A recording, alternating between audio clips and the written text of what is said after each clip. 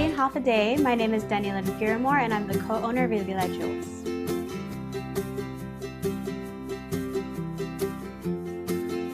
Growing up, Shannon and I, we were just surrounded by our aunties, and they always had beautiful jewelry, the Palawan money, and then also the woven jewelry. So Shannon, she does the clay stuff. That's where her inspiration comes from, is the money.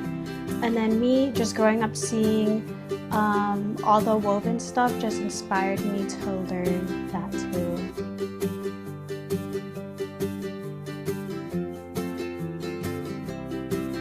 So we've had Elilai Jewels for a little over 2 years now. We started during the thick of COVID, so that was a perfect time to start our craft and learn everything. But yeah, 2 years ago.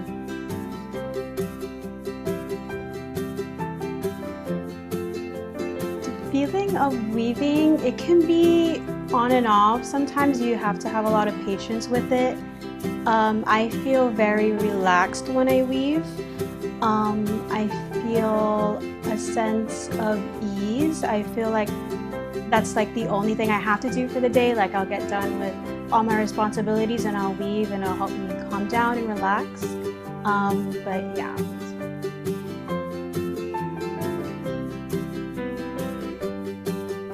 So we've worked on a lot of jewelry, so a lot of earrings and bracelets. Our most popular one is our small woven hoops, but lately we've been getting into more intricate stuff, something that requires a little more time. Not necessarily as easy to weave on like hoops, but something like some twisty earrings and stuff like that. And then also we will be getting into weaving like hats and stuff like that, or like water bottle containers, little baskets, some stuff like that. Yeah.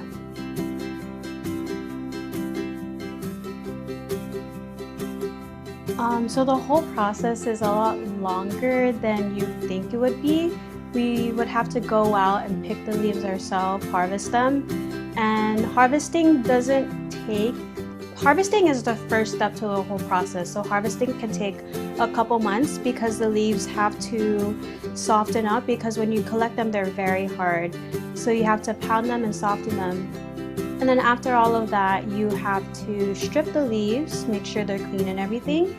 And then that's when you can actually start the weaving process. And sometimes if the leaves aren't prepared the right way, they can be very brittle and snap. So it's a long and patient process, but it's very fun.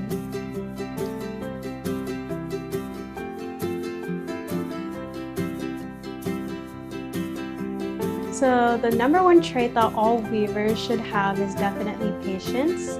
It's hard to sit there and weave for a while, especially when your fingers start to cramp, or when the leaves don't work with you sometimes because they're too brittle. So patience is definitely the #1 thing.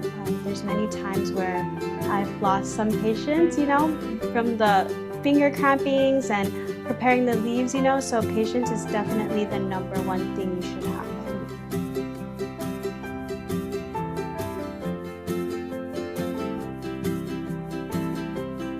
I think it's very important to preserve the culture.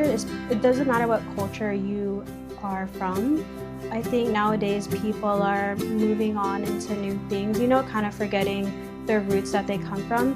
And I think it's important for us to learn this culture, like for me, weaving, so that we can pass it down to further generations, because it may not exist later on. They might look at it through artifacts or through history books. It's very important.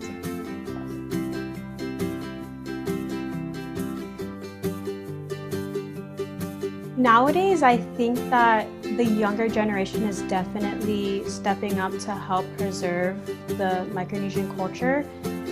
Just with the little organizations that they're doing through, like I see weaving seminars, I see marmar seminars where they make their flower crowns, a lot of local jewelry being made, and then also just activists, fighting for Micronesian rights and the land, So I think the younger generation has really stepped up and looked through new ways in order to preserve our culture.